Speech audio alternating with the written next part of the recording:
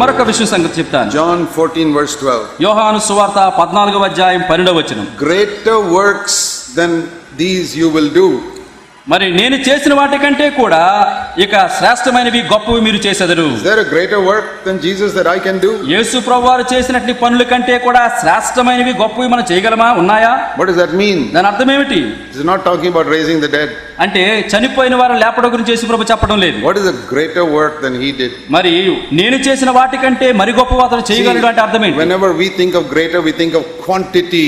గొప్ప పనులు అతని కంటే గొప్ప అంటే సంఖ్యాపరంగా పరిమాణపరంగా పెద్దది అనుకుంటాం. He fed 5,000 people with 5 loaves. I will feed 10,000 people with 5 loaves. ఆయన 5 రొట్టెలతో 5,000 మందికి ఆహారం పెట్టాడు. ఇప్పుడు నేను 5 రొట్టెలతో 10,000 మందికి పెట్టాలి. అవి గొప్పవి. That's not the meaning. అది కాదు నీ వాటికంటే గొప్పవి. Jesus is speaking of greater in terms of quality, not quantity. మరి అది పరిమాణంలో సంఖ్యలో ఎక్కువ కాదు కానీ నాణ్యతలో ఎక్కువ నువ్వు చేయగలవు అని ప్రభు అంటున్నాడు. Our mind always thinks of quantity. మన మనసు ఎక్కువ అంటే పరిమాణం చూస్తూ ఉంటాం. Good church means 5,000, 20,000 people. మంచి సంఘము అంటే పెద్ద భవనం 5,000, 10,000 మంది భక్తులు కూర్చుంటే పెద్ద సంఘం. Lord may say that's a big church, not a good church. ప్రభు అది గొప్ప సంఘం అనడు, పెద్ద సంఘం అంటాడు. This church of 15 people, this is a good church. మరి ఇక్కడ చూడండి కొద్ది మంది ఉన్నారు, ఇది మంచి సంఘం. What do you want to build? Big church or good church? పెద్ద సంఘం కావాలా, మంచి సంఘం కావాలా, ఏది కావాలి? So Jesus is talking about quality. You will do something greater than I have done. ఇక్కడ ప్రభువైన యేసుక్రీస్తు వారు చెప్పేది నాణ్యత గురించి. నేను చేసిన వాటికంటే మరి నాణ్యమైన సంగతులు మీరు చేస్తారు. When I studied the life of Jesus, యేసు ప్రభు జీవితాన్ని చదివినప్పుడు I discovered there was only one thing he could not do. ఆ యేసు ప్రభు వారు చేయలేని పని ఒక్కటే ఉండిపోయింది. He could do everything. ఆయన అన్ని చేయగలిగాడు. But there's one thing he could not do. ఆయన చేయలేకపోయిన ఒక పని ఉంది. You know what it is? తెలుసా అదేంటో? He could not make those 11 disciples one, like one body. 11 మంది శిష్యులను ఒక్క శరీరముగా ఏక పురుషుడిగా ఆయన చేయలేకపోయాడు. Even after preaching to them for 3.5 years. 3.5 సంవత్సరాల పాటు ఐక్యత గురించి ఆయన బోధించినా కూడా they were still fighting. Who is greater? Who is the leader? You or me? ఆయన 11 మంది శిష్యులు కూడా కీచులాడుకున్నారు, మనలో గొప్పవారు నువ్వా నేనా అని. Just like in many churches today, who is the leader and who is greater? అనేక సంఘాలు నాయకత్వంలో కొట్లాడు, నువ్వు గొప్పవాడా నేను గొప్పవాడా అని. Why couldn't Jesus do that? ఎందుకు యేసుక్రీస్తు ప్రభువారు వారిలో ఐక్యతను ఏకత్వం తీసుకురాలేకపోయారు? ఒకే ఒక కారణం, they did not have the Holy Spirit living in those 11 lives. ఆ 11 మంది యొక్క జీవితాల్లో పరిశుద్ధాత్ముడు జీవించలేదు కాబట్టి వారిలో ఐక్యత లేకుండా పోయింది. You cannot make people one unless they all have the Holy Spirit dwelling in them. అందరికీ కూడా పరిశుద్ధాత్ముడు నివసించకపోయినట్లయితే వారిలో ఐక్యత మనం తీసుకుని రావలేము. So it's not Jesus' fault. అది యేసు ప్రభువారి యొక్క పొరపాటు కాదు. But because the Holy Spirit had not yet come, he could not do that. పరిశుద్ధాత్మ దేవుడు వారిలోనికి ఇంకా దిగి రాలేదు కాబట్టి వారిని ఐక్యపరచలేకపోయారు. But now the Holy Spirit has come. అయితే ఇప్పుడు పరిశుద్ధాత్ముడు వచ్చారు. We can do it. ఇప్పుడు ఆయన మన చేయగలరు. We can make 11 people one, we can make 100 people one. 11 మందిని ఏకపరచగలము, 100 మందిని ఐక్యపరచగలము. By teaching them to receive the Holy Spirit. పరిశుద్ధాత్మను పొందండి అని బోధించడం ద్వారా, filled with the Holy Spirit. పరిశుద్ధాత్మతో నింపబడండి అని బోధించడం ద్వారా, take up the cross every day. వారు సిలువను ఎత్తుకొని ప్రతిదినం die to yourself. వారు తమను తాను ఉపేక్షించుకొని we'll become one. అప్పుడు మనము ఏక పురుషులే ఐకమత్యం కలిగి ఉంటాం. I have seen more than 11 people become one. 11 మంది కంటే ఎక్కువ మంది కలిసి రావడం నేను చూచాను. That is a greater work than Jesus did. యేసు ప్రభువారు చేసినట్టు పని కంటే నాణ్యమైన పని. Does not mean I am greater than Jesus. అంటే యేసు కంటే నేను గొప్పవాడని కాదు. It means now I have the Holy Spirit. అంటే ఇప్పుడు నాకు పరిశుద్ధాత్మ యొక్క అంతరంగంలో జీవించే అనుభవం నాకుంది. And they have the Holy Spirit. వారికి కూడా పరిశుద్ధాత్ముడు ఉన్నాడు. Whereas in Jesus' time, యేసు ప్రభు సమయంలో he had the Holy Spirit. కేవలం ప్రభువారే కలిగి ఉన్నారు. 11 people didn't have the Holy Spirit. 11 మంది శిష్యులకు పరిశుద్ధాత్ముడు లేడు. So they could not become one. అందుకనే వారు ఐక్యపరచబడలేకపోయారు. So today if there is no unity in your church, సంఘం నేడు ఐక్యత లేకుండా ఉన్నట్లయితే, quarreling, division and all that, కీచులాట, కొట్లాట, విభజనలు మరి పోరాటాలు ఉంటే, you are living like the Old Testament people. నీవు పాత నిబంధన కాలం ప్రజల వలె బ్రతుకుతున్నావు. Jesus wants you to do a greater work. యేసు ప్రభువారు నీ ద్వారా గొప్ప పని చేయాలని కోరుతున్నాడు. People in your church one. అదేంటి? నీ సంఘంలోని ప్రజలను ఐక్యపరచటం. That is why I keep saying in all our churches, the best brother is the one who can build fellowship between brothers. అందుకనే నా సంఘంలో చెబుతూ ఉంటాను, సంఘంలో ఉన్న శ్రేష్టమైన సహోదరుడు ఎవరో తెలుసా? సంఘంలో వారందరిని కూడా కలిపి కట్టి ఉంచేవాడు గొప్పవాడు. Make people one. అందరినీ కూడా సమాధానపరిచి ఐక్యపరిచేవాడే గొప్ప సహోదరుడు. As I said, this does not mean we are greater than Jesus. నేను ఇంతకు ముందే చెప్పాను, అంటే దాని అర్థం క్రీస్తు కంటే మనం గొప్పవాళ్ళం కాం. Let me give an example. మరొక ఉదాహరణ ఇస్తాను. There have been many great scientists in history. చరిత్రలో గొప్ప గొప్ప శాస్త్రజ్ఞులు ఉన్నారు. One of the greatest scientists 50-60 years ago was a man called Albert Einstein. 50-60 సంవత్సరాల క్రితం ఉన్నటువంటి శాస్త్రజ్ఞులు గొప్పవాడు Albert Einstein. He was a great mathematician. ఆయన గొప్ప గణిత శాస్త్రజ్ఞుడు. Much cleverer than all of us. మన అందరికంటే చాలా తెలివైన వాడు జ్ఞానుడు. But today అయితే నేడు I can do a mathematical calculation 10 times faster than him. ఇప్పుడు నేను ఆ రాబర్ట్ ఐన్స్టీన్ కంటే కూడా గణిత శాస్త్రంలో లెక్కను ఆయన కంటే 10 రెట్లు త్వరగా నేను చేయగలను. Why? ఎందుకు? Is it because I'm cleverer than Einstein? Einstein కంటే నేను చాలా తెలివైనవాడినా? No. కాదండి. It's because I've got a fast computer which he did not have.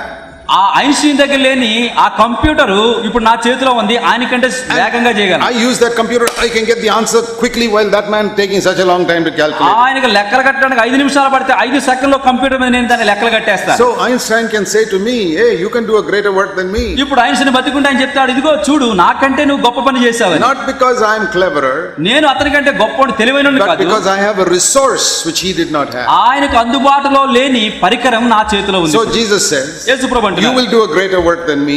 నేను చేసిన వాటికంటే గొప్పవి మీరు Because చేస్తారు. in your time people will have the Holy Spirit, unlike these 11 disciples here. ఇప్పుడు నేనున్న కాలములో 11 మంది శిష్యులకు పరిశుద్ధాత్ముడు లేడు, కానీ మీరున్నప్పుడు కాలములో పరిశుద్ధాత్మ మీరందరూ కలిగి ఉంటారు. Why should there be division and fighting in your church? ఎందుకు మీ సంఘములో విభజనలు కొట్లాటలు ఉన్నాయి? Why should brothers have conflict? ఎందుకు సహోదరుల మధ్య కీచులాటలు ఉన్నాయి? Because they have not understood this new covenant and the new wine skin. ఈ యొక్క క్రొత్త నిబంధన, ఆ క్రొత్త ద్రాక్షరసపు తిత్తుల గురించి వారు ఇంకా గ్రహించలేదు. And wherever there is disunity and fighting, you can say they are all old covenant believers. ఎక్కడైతే కీచులాట్లు విభజనలు ఉంటాయో మీరు చెప్పొచ్చు, వీరందరూ కూడా క్రొత్త నిబంధన కింద దాసులు కాదు, పాత నిబంధన కింద దాసులు వీళ్ళు. We believe in building new covenant churches where there is unity. మనము దేని యందు విశ్వాసం ఉంచుతున్నామంటే క్రొత్త నిబంధన కింద ఉన్నటువంటి సంఘము అక్కడ ఐక్యత ఉంటుంది. Unity for me is more important than size. మరి సంఘం పరిమాణం కంటే సంఘములో ఉన్న వారి ఐక్యతే నాకు అతి ప్రాముఖ్యమైనది. Because Jesus said, యేసుప్రభు అన్నారు, all men will know your disciples not when you are so many people but when you love one another. కనుక లోకంలోని ప్రజలందరూ కూడా మీరు ఎక్కువ మంది ఉన్నారు కాబట్టి నా శిష్యులు అని నమ్మరు, కానీ మీరు ఒకరినొకరు ప్రేమించుటను బట్టి మీరు నా శిష్యులు అయి ఉన్నారని లోకం ఎరుగుతుంది. They won't know you're my disciples because you have become 100,000 believers. కోట్ల మంది లక్షల మంది అయిపోయారు కాబట్టి, ఇంత సంఖ్యలో ఉన్నారు కాబట్టి నా శిష్యులను వారు నమ్మరు. No, you're only 10 people but you love one another. మీరు కేవలం 10 మందే, కానీ మీరు ఒకరినొకరు ప్రేమిస్తున్నారు, ఇందును బట్టి మీరు నా శిష్యులను లోకం నమ్ముతుంది. How many of you can honestly say that you're more interested to see unity in your church than the size of a church? మీలో ఎంతమంది యథార్థంగా ఈ మాట చెప్పగలరు? మా సంఘం యొక్క సంఖ్య పెద్దది అవటం కంటే కూడా సంఘంలో వచ్చిన వారు ఐక్యత నాకు ఎక్కువ ఇష్టమని చెప్పేవారు ఎంతమంది ఉన్నారు? Many preachers are happy when the church becomes big.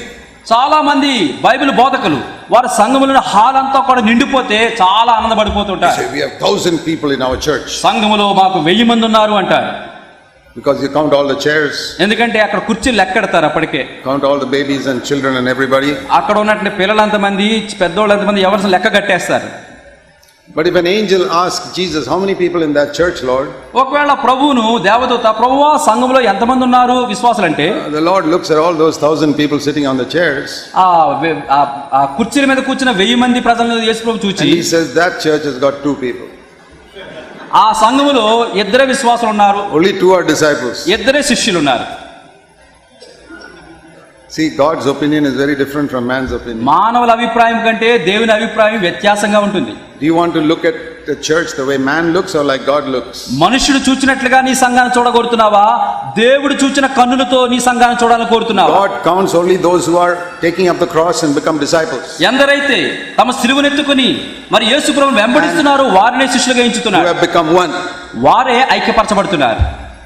If you go to an anatomy laboratory in a medical college, వైద్య కళాశాలలో శరీర అవయవాలను తెలిపి చేసే ఆ యొక్క అనాటమీ వెళితే they teach people how to study the human body. వారు మానవ శరీరంలో అవయవాలు ఎట్లాగా అమర్చబడి ఉన్నాయో చెబుతుంటారు. So many dead bodies will be there, they cut them up and keep them there. అక్కడ చనిపోయిన మృత కళేబరాలను అక్కడ పెట్టి వారు శరీరంలో అవయవాలు వారు వివరిస్తూ ఉంటారు అనాటమీలో. You'll find about 30 hands and 45 legs. అక్కడ అనాటమీ క్లాసులకి విద్యార్థులందరికీ కూడా ఓ 30 చేతులు 40 కాళ్ళు అక్కడ And పెడతారు. about 20 stomachs.